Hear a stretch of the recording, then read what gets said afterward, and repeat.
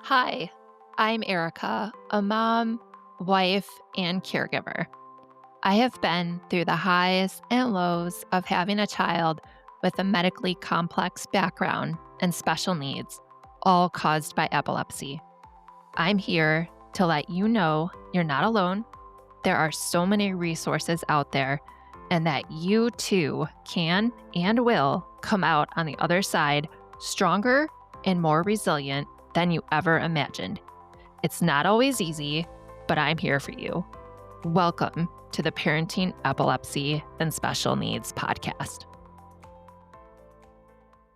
Welcome back. There is a topic that I have wanted to talk about recently, but I was not quite sure of how I wanted to bring it up.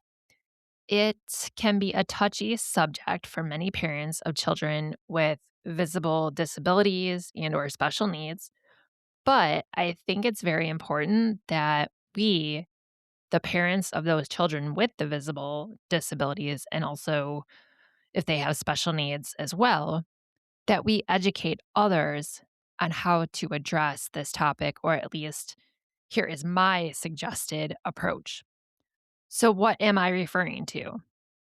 When a typical developing child stares at your child with a disability and special needs.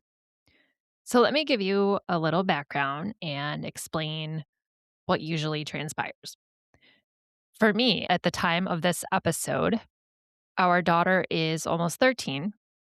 She has had multiple brain surgeries and is still having seizures. She is almost 5 feet tall, is currently in a wheelchair, and cannot walk independently. She wears AFOs, also known as ankle foot orthotics, on both of her legs, has a Benic wrist brace to keep her left wrist in place and extended to prevent her wrists from clenching.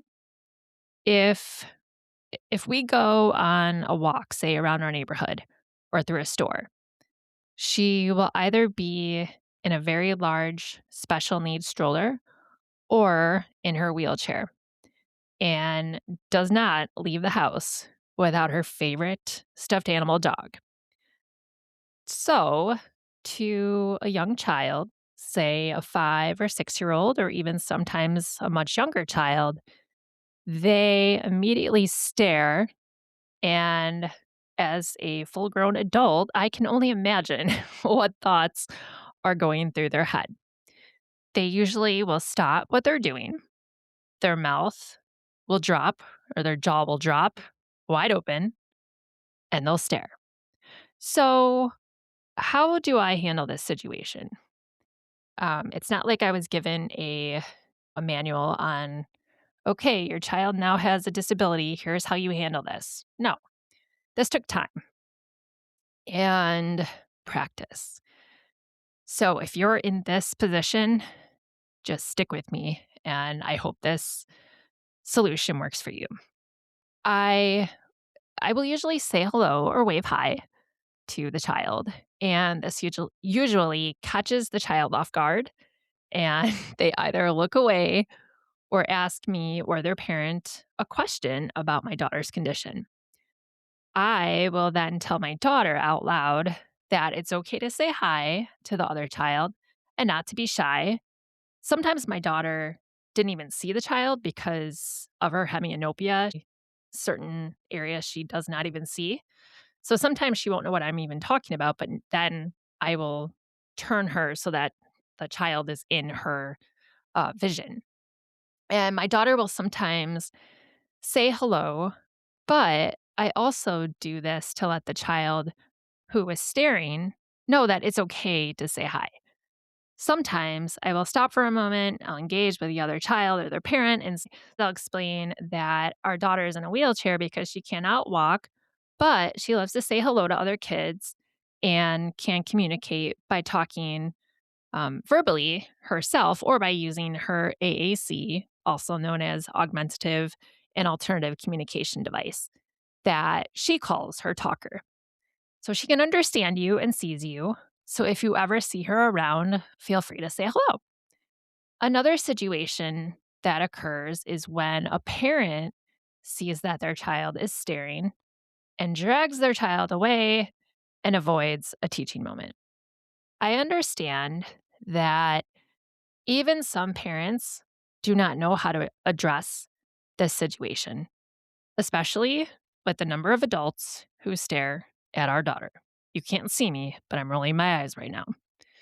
This is not the first or the last time that your child will see another child with a visible disability or special needs. This is your moment to show them that just because this child is in a wheelchair or may speak different or maybe doesn't speak at all or looks different than that child, that it's okay to smile, say hello, and treat them like a regular human being.